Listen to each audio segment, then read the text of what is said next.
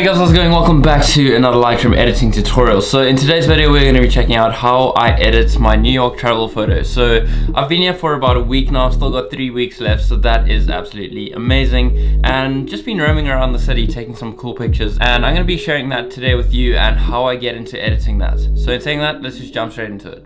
So in today's tutorial, I'm going to be showing you guys how to turn this photo into this photo. So starting right from the beginning, I'm just going to click on reset so we can get all the base settings that we have already. I also got a brand new camera, which is the Sony a7S Mark II.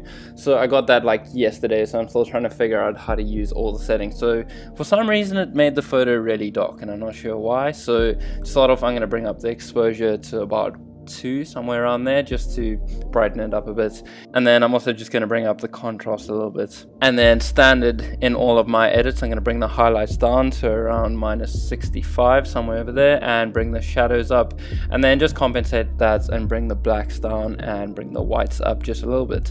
Then I think for this picture, because the city has quite a bit of detail, I'm actually going to bring the clarity up a little bit, just to around 10, not too much, and then also going to bring the vibrance up just to make this colors pop a bit more, not too high, maybe 20 would be good, and then we can bring the saturation down just a bit so that it doesn't get overwhelmed by the vibrance. Going on to the tone curve, just going to stick with the basic S curve that I usually use, so just bringing up the highlights a little bit and dropping the shadows just a bit as well, and bringing up that tail end. That is a bit way too much, so I'm not going to go that far.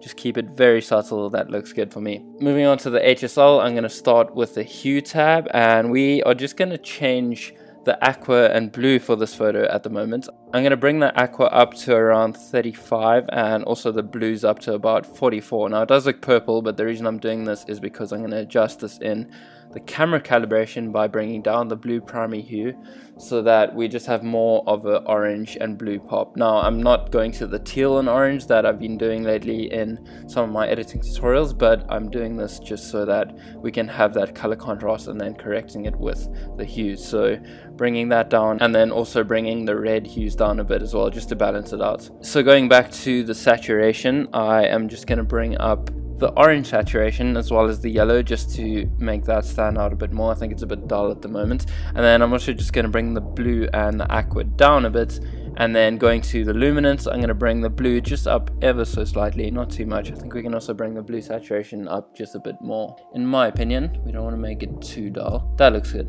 This boat in the foreground is just annoying me a bit with that reddish cherry pink color. It's a bit too much for me, so I'm also just going to bring the magenta and the purple down just a bit more so that we don't see it stand out as much as it does. Moving on to the split toning, I'm not going to do too much here today. I'm just going to put a bit of blue into the shadow, so just clicking on the base blue color that they give you in the palette and then just bring that down to about 5. Looks good for me. So it is very subtle, so if we just turn this on and off, you can see that it does affect the shadows, but not too much. Detail, we don't really need to touch this. The picture is quite sharp already, but if you want to, you can bring it up a little bit. I wouldn't suggest bringing it up all the way. However tempting it may be, it does kind of make your photo look a bit too sharp and a bit too digital for real life. I'm also just going to check the profile corrections on my lens. I am using the Canon 16 to 35 2.8 now, so it is quite distorted at the edges. So if we just click that on, choose the lens that we have, so I'm going to click on Canon and it should automatically recognize that, and we can already see that it brightened it up just a little bit, so I'm going to bring the exposure back down to balance that out. We are not going to be putting any grain on this photo at the moment. I don't think it needs any. You can, if you want to, just bring up the grain to whatever level you want to do, and we have already done the camera calibration. So that is the finished edit of this photo. I think I might want to bring the temperature up just a little bit just to make those oranges pop a bit more, and then bring up the orange saturation and yellow once again. I know it is pretty high at the moment, but that is what the photo requires, so that is what we are going to do. But that is the photo in a nutshell. And then I do just have some other photos as well that could be edited.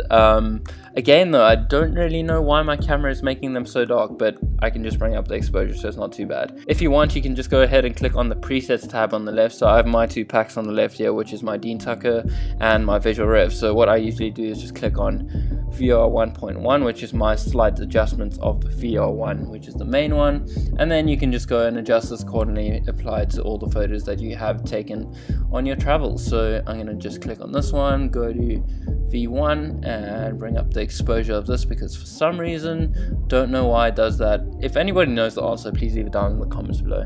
Click on the basic and just bring down the highlights, and it's pretty much as easy as that to edit these photos with the presets. So if you want to as well, you can save this edit as a preset. So you just go over to the presets tab on the left, click on the plus icon over here, type in the name that you want to call the preset, and just save that to the folder that you want. Make sure not to check exposure and white balance, because each picture has a different exposure and white balance. The rest you can leave how it is at the moment, and hit create, and that'll come up to your user presets folder on the left. And then you can go ahead and apply this to any one of your own photos, and it should apply the exact same settings to that photo. So we'll click on that, we'll apply the settings, bring up the exposure, and you pretty much have the same edit on that photo. So that is how I do it, that is how I edit my photos, and how I have been editing my photos from New York so far. And there we have it, that is how to edit your travel photos from New York City. Hope you guys enjoyed the tutorial. If you did like it, please leave a like. Also, if you want to check out my own presets that I did use in the tutorial as well, just for an example, you can check it out in the link in the description as well. If you want to support this channel and support the videos that come to this channel with all my adventures and travels and all the new gear that's coming as well to improve the videos, please go check it out and support it, because it really means a lot. In saying that, I've also got some really cool new vlogs coming out, which is filmed with my brand new camera, so that's amazing. So yeah, stay tuned for that, hit the subscribe button, and in the meantime, stay weird, don't die, and make it happen. See you guys in the next one.